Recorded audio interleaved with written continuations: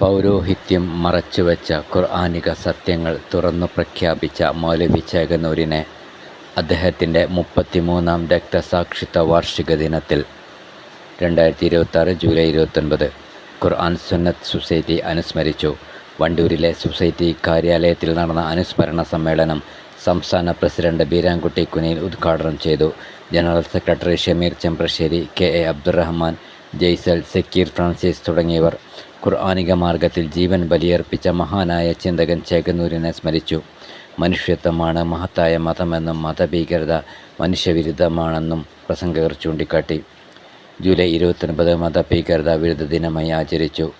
KSS secretary Shameer ചെമ്പ്രശ്ശേരിയുടെ പ്രഭാഷണത്തിലേക്ക്.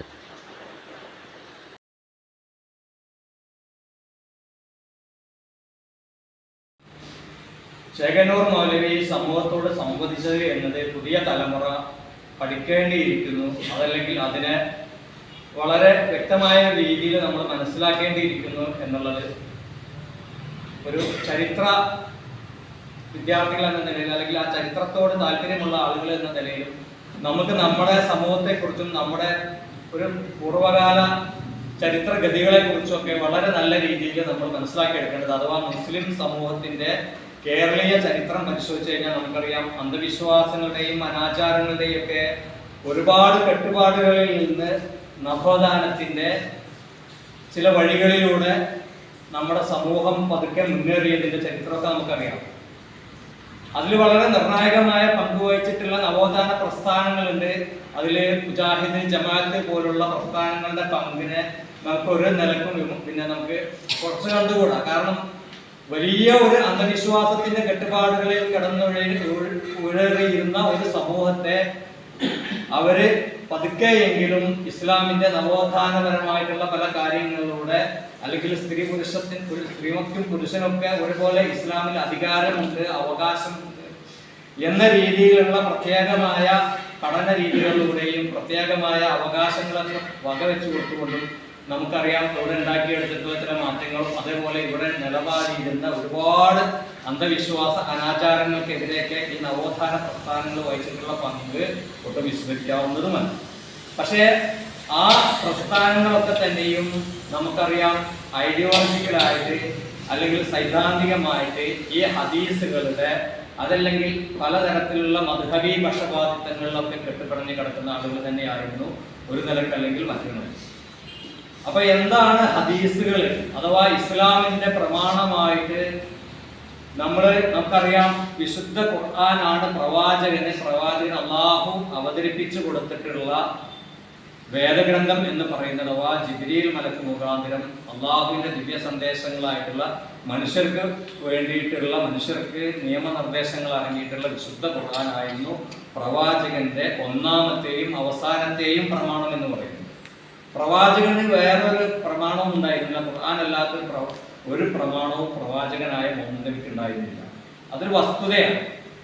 അപ്പൊ ആ പ്രവാചകന് ഉണ്ടായിരുന്ന ഖുർആൻ എന്ന് പറയുന്ന ആ ഗ്രന്ഥത്തിന്റെ അടിസ്ഥാനത്തിൽ, അല്ലെങ്കിൽ ഖുർആനിലുള്ള നിയമവ്യവസ്ഥിതികളെ മുൻനിർത്തിക്കൊണ്ടാണ് ആ പ്രവാചകൻ സമൂഹത്തോട്, അദ്ദേഹം ജീവിച്ചിരുന്ന ആ കാലത്തെ സമൂഹത്തോട് സംവദിച്ചതും അവരെ ഉത്ഭുതരാക്കിയതും ഒക്കെ തന്നെയും ഈ ഖുർആനിനെ മുൻനിർത്തിക്കൊണ്ടായിരുന്നു.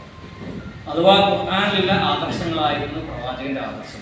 അത് നമുക്കറിയാം, ചില ഹദീസുകളിൽ പോലും അതൊക്കെ രേഖപ്പെടുത്തി വെച്ചിട്ടുണ്ട്. ഞാൻ ഹദീസ് പ്രമാണമായതുകൊണ്ട് പറയുകയല്ല.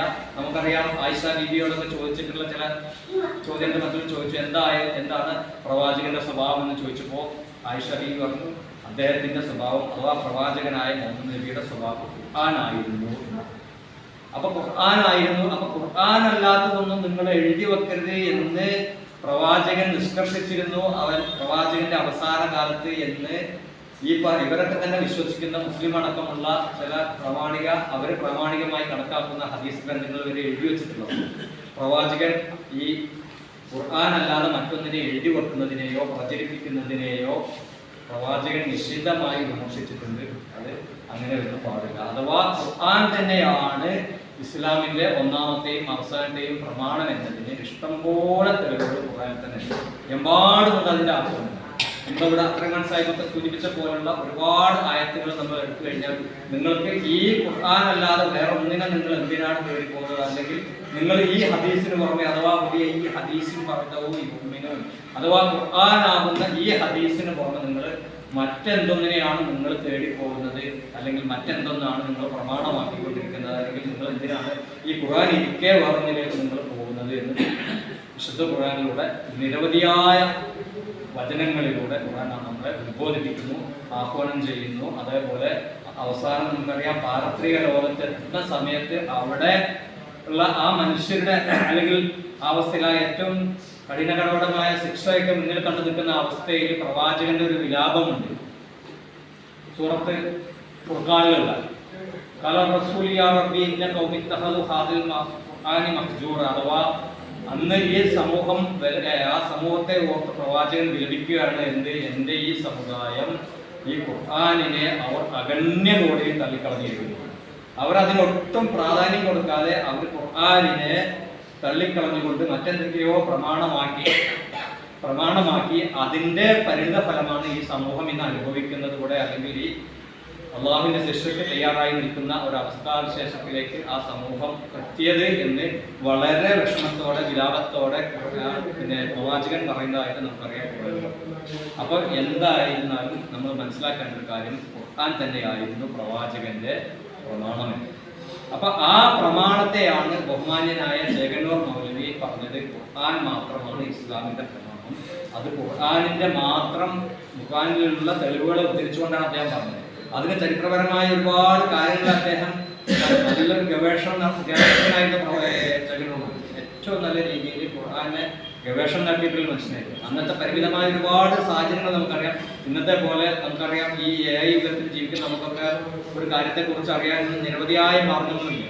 അദ്ദേഹത്തെ സംബന്ധിച്ചിടത്തോളം അദ്ദേഹം ഒരു പണ്ഡിതനായിരുന്നതുകൊണ്ട് നിരവധിയായ ഗ്രന്ഥങ്ങൾ അദ്ദേഹം ആ കാലത്ത് മനസ്സിലാക്കിയിരുന്നത് കൊണ്ടും അദ്ദേഹം വാക്യാത്ത് സ്വാലിയാത്ത് പോലുള്ള ഏറ്റവും നമുക്കറിയാം ഇന്ത്യയിലെ ഏറ്റവും വലിയ മുസ്ലിം വിദ്യാഭ്യാസ കേന്ദ്രമായിരുന്ന വാക്യാത്ത് സ്വാലിയാത്തുകൾക്ക് ഏറ്റവും ഉന്നതമായ വിജയം കൈവരിച്ചൊരു മഹാനായ പണ്ഡിതനായിരുന്നു ചരിത്രം. അപ്പൊ അദ്ദേഹം പറഞ്ഞു വെച്ചത് നമുക്കറിയാം ഖുർആനിലുള്ള ഇസ്ലാം എന്ന് പറയുന്നത് നമ്മൾ വേറിട്ട് പഠിക്കേണ്ടതാണ്. അത് നിലവിലുള്ള ഇസ്ലാമുമായിട്ട് അതല്ലെങ്കിൽ നിലവിൽ ഈ പറയുന്ന ഹദീസുകളെ ബന്ധപ്പെടുത്തിയിട്ടുള്ള ഇസ്ലാമുമായിട്ട് അതിന് നേരെ ബന്ധമില്ല.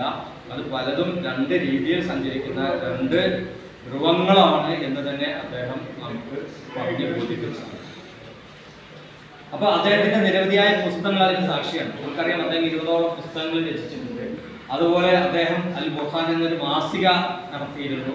അതുപോലെ പല മുസ്ലിം നവോത്ഥാനത്തിന് ഉതകുന്ന ഒരുപാട് കാര്യങ്ങൾ ആ കാലഘട്ടത്തിൽ അദ്ദേഹം സംഘടിപ്പിച്ചിരുന്നു. ഒരുപാട് സംവാദങ്ങൾ സംഘടിപ്പിച്ചിരുന്നു. ഒരുപാട് ബുദ്ധിജീവികളെ കണ്ടെത്തിയിട്ടുള്ള പല ചർച്ചകൾ സംഘടിപ്പിച്ചിരുന്നു. നിരവധിയായ പണ്ഡിത പുരോഹിതന്മാരോട് എല്ലാ മുസ്ലിം നവോത്ഥാനത്തിന്റെ പണ്ഡിതന്മാരായിട്ടുള്ളവരും അതല്ലെങ്കിൽ അന്നത്തെ യാഥാസ്ഥിക പണ്ഡിതന്മാരായിട്ടുള്ള സുന്നി പണ്ഡിതന്മാരോടൊക്കെ അദ്ദേഹം നിരന്തരമായ സംവാദങ്ങൾ നടത്തിയിരുന്നു. അദ്ദേഹം നിരന്തരമായി ആ കാര്യങ്ങളെക്കുറിച്ച് അവരുടെയൊക്കെ നേർക്കുനേരെ അവരുടെ വസതികളിലും അല്ലെങ്കിൽ അവരുടെയൊക്കെ സ്ഥലങ്ങളിൽ ചെന്നുകൊണ്ട് തന്നെ നിരന്തരമായ സംവാദങ്ങൾ നടത്തിയിരുന്നു. അതിൻ്റെ നമുക്കറിയാം അതിൻ്റെയൊക്കെ ചരിത്രങ്ങളൊക്കെ വളരെ കൃത്യമായിട്ട് വണ്ടൂർ സ്വദേശികളായിട്ടുള്ള പല ആളുകളും നമുക്കറിയാം. വണ്ടൂരൊക്കെ വലിയ നീണ്ടു നിന്ന പ്രസംഗ പരമ്പരകൾ ഉണ്ടായിരുന്നു ആ കാലഘട്ടം. അങ്ങനെ അദ്ദേഹം ജീവിച്ചിരുന്ന ആ ഒരു കാലഘട്ടത്തിൽ അദ്ദേഹം ഈ ഖുർആൻ പോക്കറ്റിൽ ഇട്ടുകൊണ്ട് ആ ഖുർആനിന്റെ മഹാ വെളിച്ചവുമായി സമൂഹത്തോട് അദ്ദേഹം ജീവിച്ച സമൂഹത്തോട് അദ്ദേഹം സംവദിച്ചു. എന്ത് ഖുർആൻ വെച്ചിട്ട് ഈ ഖുർആനാണ് നമ്മൾ സ്വീകരിക്കേണ്ടത്, ഈ ഖുർആനിലുള്ള നിയമങ്ങളാണ് നമ്മൾ അനുഷ്ഠിക്കേണ്ടത്, മറ്റുള്ള നിയമങ്ങളൊക്കെ തന്നെയും അത് പിൽക്കാലത്ത് രചിക്കപ്പെട്ടതാണ് എന്നും അതൊക്കെ ഓരോ താല്പര്യ കക്ഷികൾ അതത് കാലഘട്ടത്തിൽ എഴുതി വെച്ചിട്ടുള്ള ഹദീസുകളാണ് എന്നും അതൊന്നും ഇസ്ലാമുമായിട്ടോ അല്ലെങ്കിൽ ഖുർആനുമായിട്ടോ ബന്ധമില്ല എന്നൊക്കെ അദ്ദേഹത്തിന്റെ വാഗ്ധോരണി കൊണ്ടും അദ്ദേഹത്തിന്റെ സമർപ്പണ ശൈലി കൊണ്ടും അദ്ദേഹത്തിന്റെ സംവാദ ശൈലി കൊണ്ടും ഒക്കെ അദ്ദേഹം ഈ സമൂഹത്തിൽ ബോധ്യപ്പെടുത്തിയിട്ടുള്ള കാര്യങ്ങളാണ്. അത് പിൻതലമുറക്ക് നമ്മുടെ തലമുറക്കൊക്കെ നല്ല ബോധ്യമുള്ളതാണ്. അദ്ദേഹം ജീവിച്ച കാലത്തോട് അദ്ദേഹം ചെയ്തിട്ടുള്ള അദ്ദേഹം നടത്തിയിട്ടുള്ള പ്രോഗ്രാമുകളെ കുറിച്ചൊക്കെ ധാരാളം അറിവുള്ളവരാണ്. ഇവിടെ ഇരിക്കുന്ന പല കാരണവന്മാർക്കും അതൊക്കെ നേരിട്ട് പരിചയമുള്ളവരാണ്. അപ്പൊ ഞാൻ പറഞ്ഞു വന്നത് വിശുദ്ധ ഖുർആനിലൂടെയുള്ള ഒരു ഇസ്ലാം എന്ന് പറയുന്നത് നമ്മളെ കുറെ പ്രയാസത്തിലേക്ക് കൊണ്ട് ചാടിക്കുന്ന ഒന്നല്ല. അത് ലളിതമാണ്. അതല്ലെങ്കിൽ കുറെ ആരാധനകളിലൂടെ കീഴ്മേൽ മറിഞ്ഞുകൊണ്ട് നമുക്കെന്തോ അള്ളാഹുവിൽ മഹത്തായ ഒരു ലക്ഷ്യം എത്തിച്ചേരാം എന്നൊക്കെയുള്ള ധാരണ വേണ്ട. മറിച്ച് ഇവിടെ മുമ്പത്തെ നമ്മുടെ പ്രാസംഗികനൊക്കെ സൂചിപ്പിച്ചതുപോലെ ഖുർആൻ എന്ന് പറയുന്നത് അതിലുള്ള ആചാരങ്ങളും അനുഷ്ഠാനങ്ങളും ഒക്കെ തന്നെയും വെറുതെ എന്തെങ്കിലും കേവലമായ എന്തെങ്കിലും ആചാരങ്ങളിലോ അനുഷ്ഠാനങ്ങളിലോ ഇങ്ങനെ കടന്നു മറിയുക എന്നുള്ളതല്ല. അല്ലെങ്കിൽ കുറെ നമസ്കരിക്കുക എന്നുള്ളത് കൊണ്ട് നിങ്ങൾക്ക് വലിയ മോക്ഷം നൽകാം എന്നൊന്നും ഖുർആൻ എവിടെ പറഞ്ഞിട്ടില്ല. നമസ്കാരത്തെ കുറിച്ച് ഖുർആൻ പറഞ്ഞിട്ടുണ്ട്, അതിനൊരു നിശ്ചിതമായ സമയം പറഞ്ഞിട്ടുണ്ട്. ആ നിശ്ചിതമായ സമയത്ത് മാത്രം അത് നിർവഹിച്ചാൽ മതി. നമുക്കറിയാം, ഇവിടെ നമ്മൾ സൂചിപ്പിക്കേണ്ടത് പകലിന്റെ 2 അറ്റങ്ങളിലും രാത്രിയുടെ ആദ്യ യാമങ്ങളിൽ നമസ്കരിക്കുക എന്ന് പറയുമ്പോൾ അതിനകത്ത് നമുക്കറിയാം പകലിന്റെ 2 അറ്റം എന്ന് പറയുമ്പോൾ അത് രാവിലെയാണ്, വൈകുന്നേരമാണ് മറ്റേ അറ്റം. ഈ 2 അറ്റങ്ങളിൽ ഓരോ നമസ്കാരവും, അതേപോലെ നമുക്കറിയാം ആ ഇശ എന്ന് പറയുന്ന രാത്രിയുടെ ആദ്യ യാമങ്ങളിൽ നമസ്കാരം എന്ന രീതിയിൽ 3 നേരം നമസ്കാരമാണ് ഖുർആൻ പറഞ്ഞിട്ടുള്ള നമസ്കാരം. പിന്നെ അതല്ലാത്ത നമസ്കാരം എന്നുള്ള ഒരു നമസ്കാരം നമുക്കറിയാം ജുമുഅ നമസ്കാരം മാത്രമാണ്. അത് വെള്ളിയാഴ്ച എല്ലാ വിശ്വാസികളും ഒന്നിച്ചു ചേരുന്ന ഒരിടത്ത് വെച്ച് നമസ്കരിക്കുന്ന ഒരു നമസ്കാരമാണ്. അത് നമസ്കാരം മാത്രവുമല്ല, അവിടെ ഒരു നമസ്കാരമുണ്ട്, ദിക്റുണ്ട്, അഥവാ അല്ലാഹുവെ കുറിച്ചിട്ടുള്ള ഒരു ഉദ്ബോധനമുണ്ട്. അതേപോലെ ആ നമസ്കാരം ഉണ്ടെങ്കിൽ ഇതൊരു സമ്മിശ്രമായിട്ടുള്ള കാര്യമാണ്. അതായത് ഒരു സമൂഹത്തിനകത്തുള്ള എല്ലാ വിശ്വാസികളും ഒന്നിച്ചു ചേർന്നുകൊണ്ട് ഒരിടത്ത് വന്നുകൊണ്ട് അവിടെ ആ ഒത്തുചേർന്ന പിന്നെ അള്ളാഹുവിനെ കുറിച്ചിട്ടുള്ള സ്മരണകൾ അഥവാ അള്ളാഹുവിനെ കുറിച്ചിട്ടുള്ള ഉത്ബോധനങ്ങൾ അവിടെ നടക്കുകയും, അപ്പൊ ആ ഉത്ബോധനം നടത്താൻ വേണ്ടിയിട്ട് അവിടെ ഒരു ഉത്ബോധനം ഉണ്ടായിരിക്കും വേണം എന്നുള്ള കുറെ കാര്യങ്ങളുണ്ട്. അപ്പൊ ആ അവിടെ ഉത്ബോധനം നടത്തുന്നു, അദ്ദേഹം ആ നമസ്കാരത്തിന് നേതൃത്വം കൊടുക്കുന്നു. അതുവഴി ആ സമൂഹത്തിലുള്ള സകലമാന പ്രശ്നങ്ങളെ കുറിച്ച് അവിടെ ചർച്ച ചെയ്യപ്പെടാൻ ഇടം നൽകുന്നു. അപ്പൊ അതിന്റെ പ്രായോഗികതയെ കുറിച്ച് നമുക്ക് അറിയാം. അവിടെ കേവലമായ ഒരു ആരാധനക്കപ്പുറത്ത് ആ സമൂഹത്തിന്റെ ചുറ്റുപാട് നമുക്കറിയാം, ആ ഓരോ സമൂഹത്തിനകത്തുണ്ടാകുന്ന പലതരത്തിലുള്ള പ്രശ്നങ്ങൾ ഉണ്ടാവാം. ആ പ്രശ്നങ്ങളെ അവിടെ ചർച്ച ചെയ്യപ്പെടാം. ആ പ്രശ്നങ്ങൾക്ക് പരിഹാരങ്ങൾ നിർദ്ദേശിക്കാം. അല്ലെങ്കിൽ അവിടെ എന്താണ് ഒരാളൊരു ദാരിദ്ര്യം അനുഭവിക്കുന്ന ഒരു മനുഷ്യൻ അവിടെ ഉണ്ടെന്നുണ്ടെങ്കിൽ ആ സമൂഹത്തിനുണ്ടെങ്കിൽ ആ ദാരിദ്ര്യം അനുഭവിക്കുന്ന മനുഷ്യന്റെ അവസ്ഥയെക്കുറിച്ച് ബോധ്യമാവുകയും അതിന് ആ സമൂഹത്തിന് എന്തെങ്കിലും പ്രതിവിധി നിശ്ചയിക്കാനുണ്ടെങ്കിൽ അത് അവിടെ നിന്ന് തീരുമാനിക്കാൻ കഴിയും. അല്ലെങ്കിൽ സമൂഹത്തിന്റെ പൊതുവായ പല ആവശ്യങ്ങളെ കുറിച്ചും അവിടെ ചർച്ച ചെയ്യപ്പെടാൻ പറ്റും. അത് കൃഷിയാവട്ടെ, മറ്റ് സാമൂഹിക പ്രശ്നങ്ങളാവട്ടെ, രാഷ്ട്രീയമാവട്ടെ, എന്താവട്ടെ, അതിനൊക്കെ ഒരു വേദിയാണ് വെള്ളിയാഴ്ച ജുമുഅ എന്ന് പറയുന്നത്. അപ്പൊ അങ്ങനെ വളരെ പ്രായോഗികമായ രീതിയിലേക്കൊക്കെ ഇതിനെ പരിവർത്തിപ്പിക്കുന്നതിന് പകരം അതല്ലെങ്കിൽ അതിന്റെ ആ ഒരു സ്വഭാവത്തെ സാമൂഹികമായ ഒരുപാട് പ്രയാസങ്ങൾ അനുഭവിക്കുന്ന പ്രശ്നങ്ങൾക്കൊക്കെ അതിന് പരിഹാരം നൽകുന്ന ഒരു പരിഹാരക്രിയ എന്നുള്ള നിലയിൽ ഇസ്ലാമിനെ കാണാതെ അതല്ലെങ്കിൽ ആ രീതിയിലേക്ക് അതിന് മാറ്റം വരുത്താതെ കേവലമായ ആചാരങ്ങളിലും അനുഷ്ഠാനങ്ങളിലും ഇങ്ങനെ എന്താ പറയാ, ഇപ്പൊ നമുക്കങ്ങനെ ചില ാക്കന്മാരോ അതല്ലെങ്കിൽ ചില ആളുകളൊക്കെ പറയുന്നത് ധാരാളം സുജൂദ് ചെയ്യുക, അങ്ങനെയാണ് ആ സുജൂദിലൂടെ അള്ളാഹുവിലേക്ക് വലിയൊരു ലെവലിലേക്ക് നമുക്ക് എത്താൻ പറ്റും എന്നൊക്കെ വിശ്വസിക്കുന്ന ഒരു രീതിശാസ്ത്രങ്ങൾ അല്ലെങ്കിൽ അവരങ്ങനെയാണ് പറഞ്ഞു പഠിപ്പിച്ചിട്ടുള്ളത്. നിങ്ങൾ നമസ്കരിക്കുക, നോമ്പൊക്കെ നമസ്കരിക്കുക, കഴിയുമെങ്കിൽ പറ്റുമെങ്കിൽ ഒരാൾ പോയിട്ട് ഹജ്ജ് ചെയ്ത് കഴിഞ്ഞാൽ ഇസ്ലാം സമ്പൂർണ്ണമായി പിന്നെ വേറെ ചെയ്യും.